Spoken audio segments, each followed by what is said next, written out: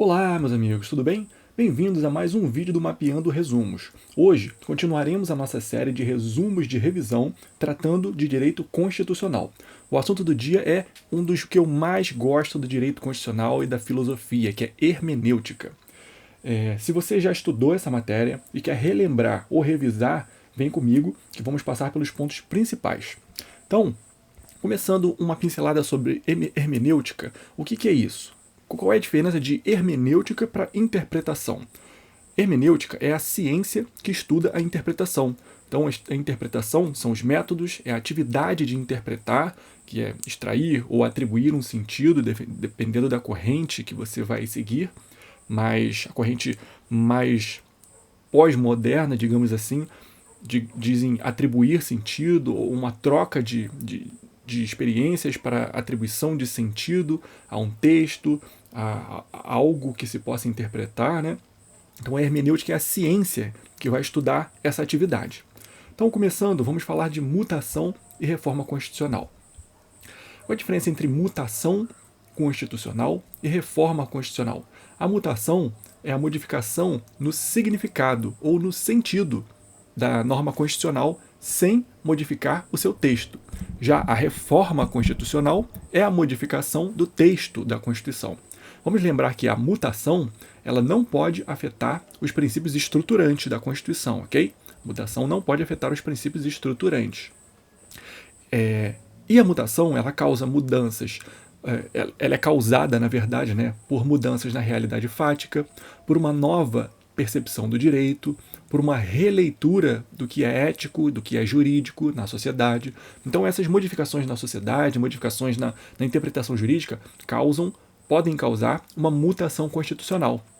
Por exemplo, habeas corpus contra o ato de turmas recursais, competência do TJ. Então essa decisão do STJ, do STF, na verdade, né, foi fruto de uma mudação constitucional. Barroso, o ministro Barroso, ele tem um pensamento, uma tese que fala dos mecanismos da mutação constitucional. Para ele, os mecanismos de mutação constitucional são a interpretação judicial ou administrativa, a atuação do legislador ou os costumes constitucionais. Essas três formas seriam os mecanismos de mutação da Constituição. A interpretação tanto judicial quanto administrativa, a atuação do legislador também, modificando as leis, mudando a sua interpretação da Constituição e modificando as leis nesse sentido, e os costumes constitucionais também. A interpretação da Constituição traz aqueles costumes constitucionais que modificariam a forma que se interpreta a norma constitucional.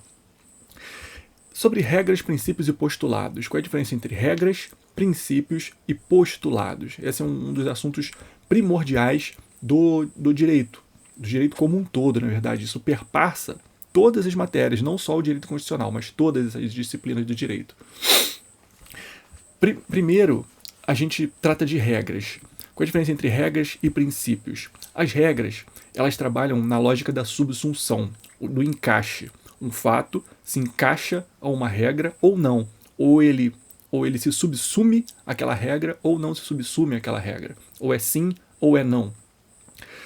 As regras são mandados de definição, mandamentos ou mandados de definição.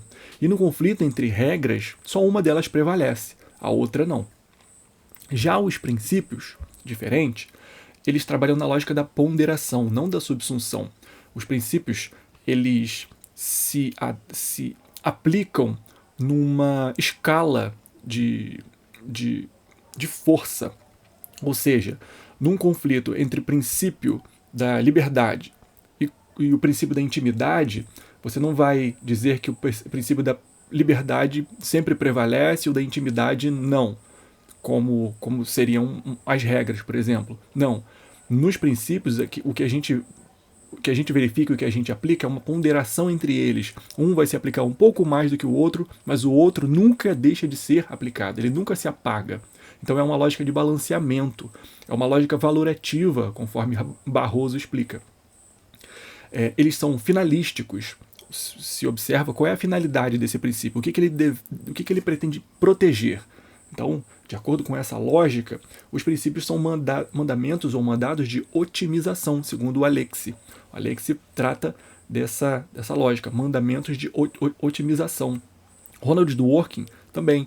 Ronald Dworkin, ele trabalha na lógica do tudo ou nada. Ele começou a falar dessa diferenciação e no início das teses dele, ele tratava da lógica do tudo ou nada. Regras se aplicam na lógica do tudo ou nada. Ou elas se aplicam ou elas não se aplicam. 0 ou 1. Já os princípios não.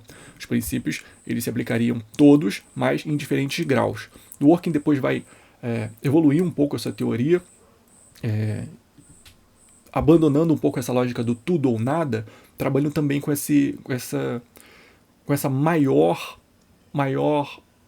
menor abstração, maior,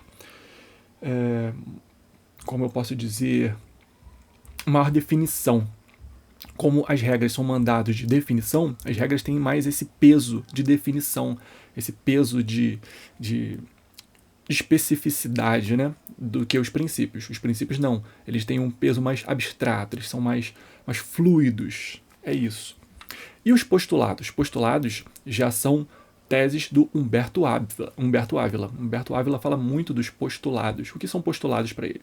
Para ele, as regras e os princípios, como dizem os outros dois autores, Dworkin e o Alexi, são normas, né? Regras e princípios são normas. São espécies do gênero normas. Já os postulados não. Os postulados são normas de segundo grau. Por quê? Porque eles são normas, são metanormas, eles chamam de metanormas. São critérios de aplicação das normas, critérios de aplicação do direito como um todo. Então, para ele, os postulados eles estão acima dos princípios e das regras.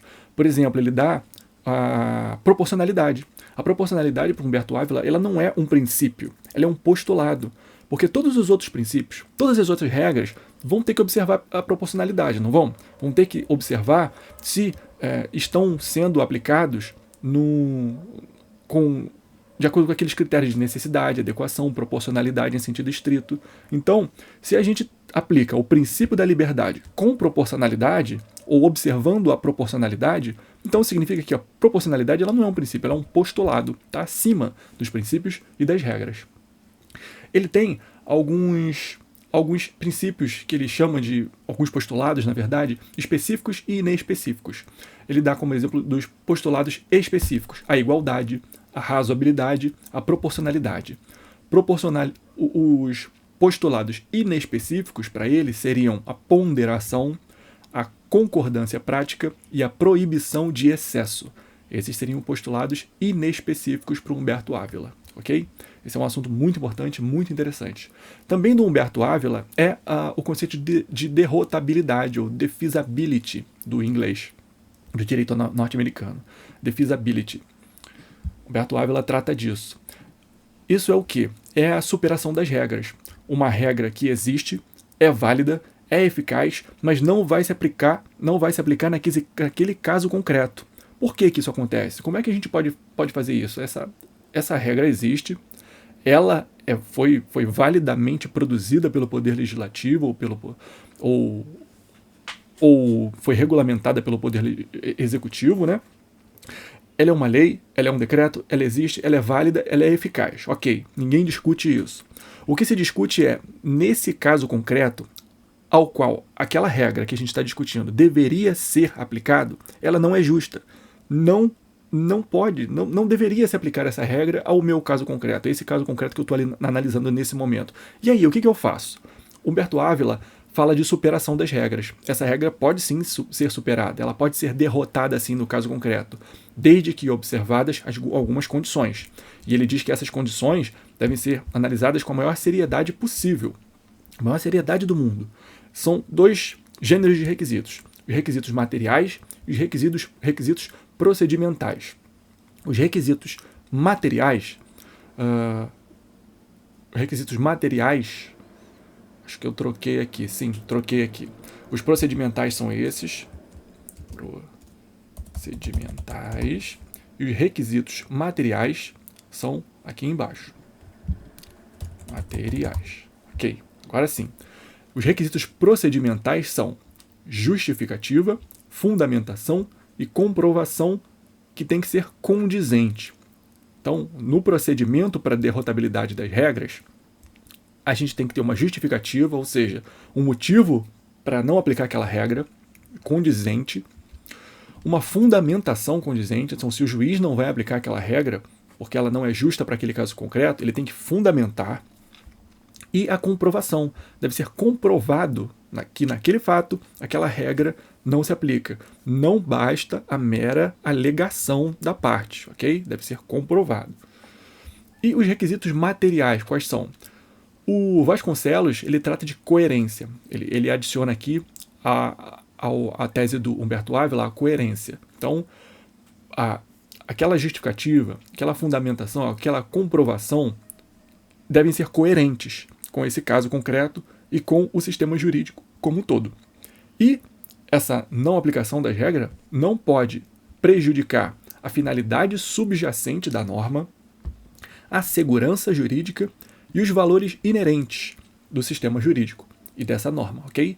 Então, se a gente está deixando de aplicar aquela norma, mas a finalidade de proteção dela, garantia de um direito, garantia de uma liberdade, está sendo protegida, ainda está sendo protegida, ok, ela pode ser afastada, porque a finalidade da norma está sendo preservada.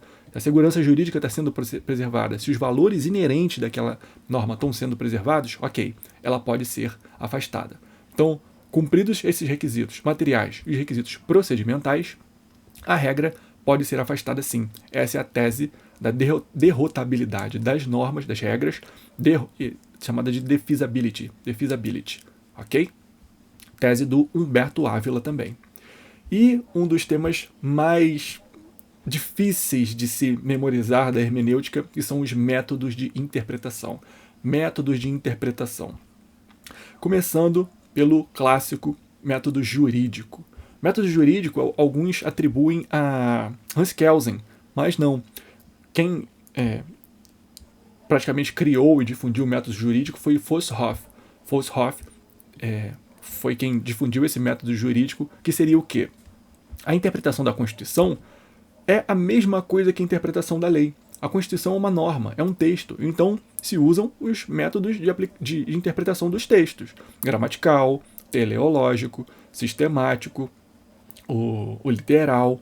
Então, os mesmos métodos de interpretação da lei vão ser utilizados para a interpretação da Constituição, diz Foshoff. Constituição é uma norma, assim como as leis. Então, esse é o método jurídico. Básico, direto, bem condizente com o positivismo. Tudo a ver com o positivismo jurídico, mas difundido por Foshoff. Aí a gente começa nos métodos um pouco mais modernos. O tópico problemático. O método tópico problemático foi criado por Theodor Fievig e Joseph Esser. Eu falava Theodor Vieweg, mas não é. Meu amigo Carlos me corrigiu. Meu consultor de alemão falou que é Theodor Fievig e Joseph Esser. Esses dois criaram o método tópico problemático. O que quer dizer esse método? É um método que parte do problema para a norma. Tópico problemático significa que o problema está no topo. Se o problema está no topo, ele parte do problema para a norma. Ou seja, ele analisa o caso concreto e vê qual é a norma que, nesse caso concreto que eu estou analisando, vai ser aplicada. Então ele tem um aspecto prático, um aspecto de resolução de problemas. Ele visa resolver aquele aspecto prático. Primeiro ele analisa o caso, depois ele vai procurar uma norma que se adeque àquele caso, ok? A crítica que se faz a esse método é que ele pode levar a um casuísmo sem limites, mas o método é esse, ele parte do problema, é um método pragmático, ao extremo, tópico problemático, ok? Para esse método, a Constituição é um sistema aberto de regras e princípios, certo? Deixa eu corrigir aqui, um sistema aberto de regras e princípios. Vamos para o próximo método, que é o método hermenêutico concretizador. Aqui está um dos autores que eu mais gosto da hermenêutica, que é o Gadamer, ou Gadamer, de acordo com o que você vai pronunciar, né? Gadamer ou Gadamer. Gosto muito desse autor. Ele praticamente revolucionou a ciência da hermenêutica na época dele. Então, Konrad Hesser e o Gadamer, eles desenvolveram esse método hermenêutico concretizador. O que ele quer dizer? É um método que parte da Constituição para o problema. Então, ele primeiro analisa a Constituição, ele verifica que norma que se extrai daquela Constituição, daquele texto constitucional que ele está lendo. Então, da Constituição para o problema surge a norma. A norma não é o texto que está na Constituição. A norma é o que vai surgir da Constituição para o problema. Então, desse movimento em que a Constituição está sendo interpretada para aplicar naquele problema, da Constituição para o problema, surge a norma. É o método hermenêutico concretizador, que quer concretizar a norma. A norma não existe ainda. A norma só vai passar a existir quando a gente interpretar da Constituição para o problema. Ok? Então é por isso que o nome dele é hermenêutico concretizador. Ele vai concretizar a norma. Tem alguns pressupostos para esses autores, que são os pressupostos subjetivos, pressupostos objetivos e o círculo hermenêutico. Pressupostos subjetivos são as características, as histórias, a bagagem de quem interpreta.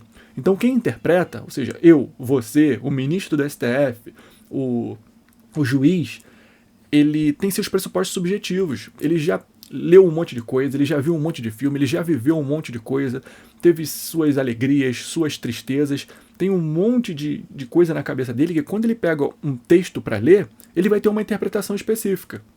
Ele tem uma bagagem cultural que quando ele pegar um texto para ler, ele pode ter uma interpretação diferente da minha, diferente da sua, diferente de um japonês, diferente de um chinês, diferente de um árabe, que tem uma cultura totalmente diferente. Então, há pressupostos subjetivos para a interpretação. Pressupostos objetivos. É o texto que ele está pegando. Então, se ele pega um texto em árabe, qual é a interpretação que ele vai ter desse texto? Se ele não souber ler árabe, pouquíssima, ou quase nenhuma, ou nenhuma, para dizer a verdade. Então, o texto é um pressuposto objetivo.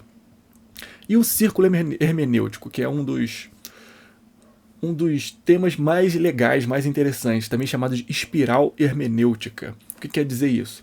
Significa que quando qualquer pessoa vai interpretar, vamos falar, um ministro do STF, ele vai interpretar uma norma da Constituição, ele já chega com a bagagem dele para interpretar.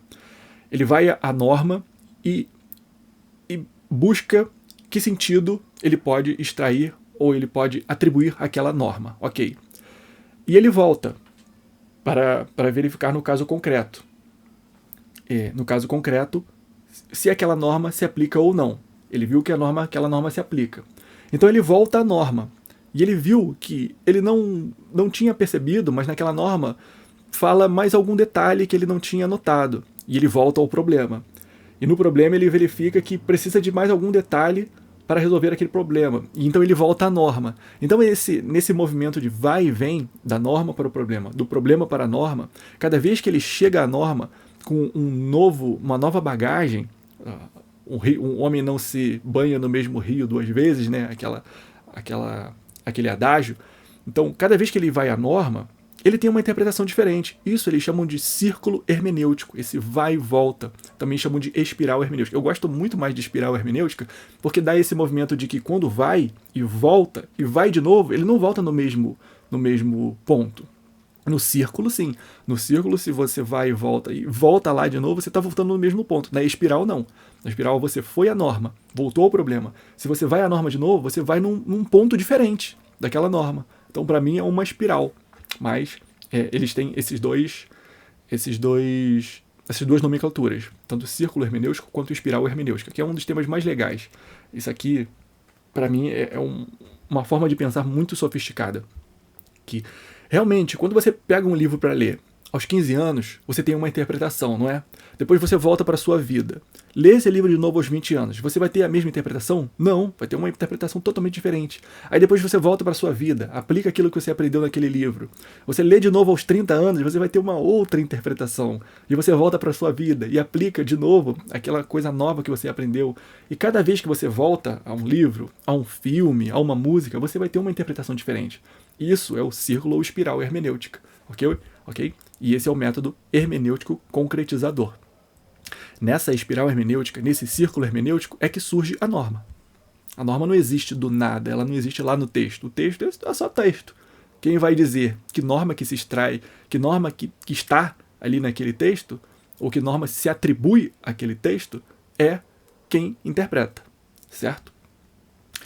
Método científico espiritual. O que é isso? Método científico espiritual, do Rudolf Mendes. É um método que parte da realidade social. Científico espiritual aqui, o espírito da sociedade.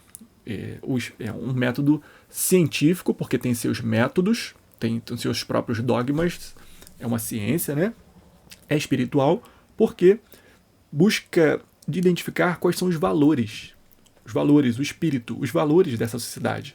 Ele reconhece que a Constituição é dinâmica. A Constituição tem que ir mudando para acompanhar a realidade social. Se a sociedade é mutável, se a sociedade é dinâmica, se a sociedade é viva e vai mudando a cada ano, a cada mês, a cada dia, a cada minuto, então a Constituição também não pode ficar parada. A Constituição é uma norma feita para nós, e não nós somos feitos para a Constituição. Não é assim. Senão vira uma ditadura dos mortos sobre os vivos. Por exemplo, a Constituição dos Estados Unidos, que já foi feita há muito tempo. Todos os que fizeram a Constituição dos Estados Unidos já morreram.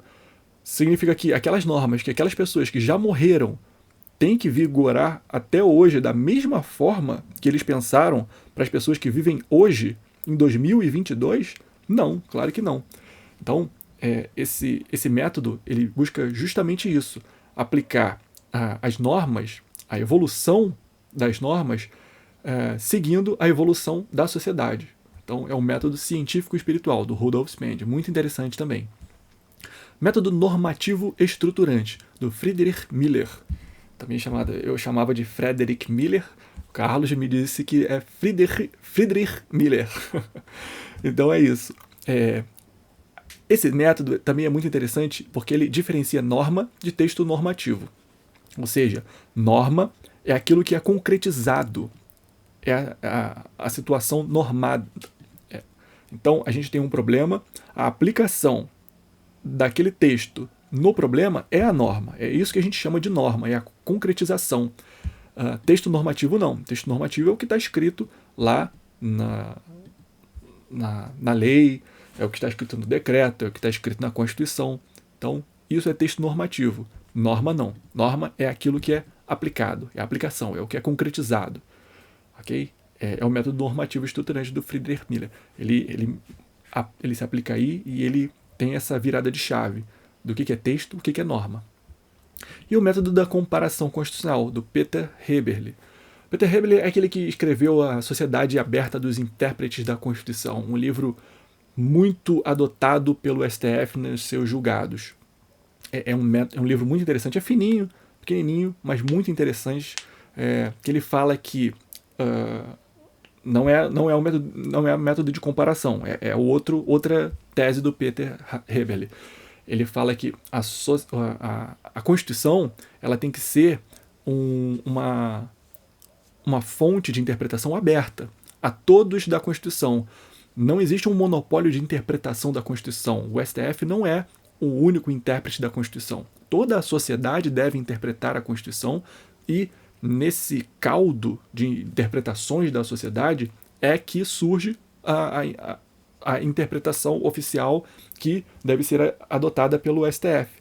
Mas todos devem contribuir para essa interpretação numa sociedade democrática. Senão nós não temos democracia. Senão o que nós temos é uma aristocracia de toga.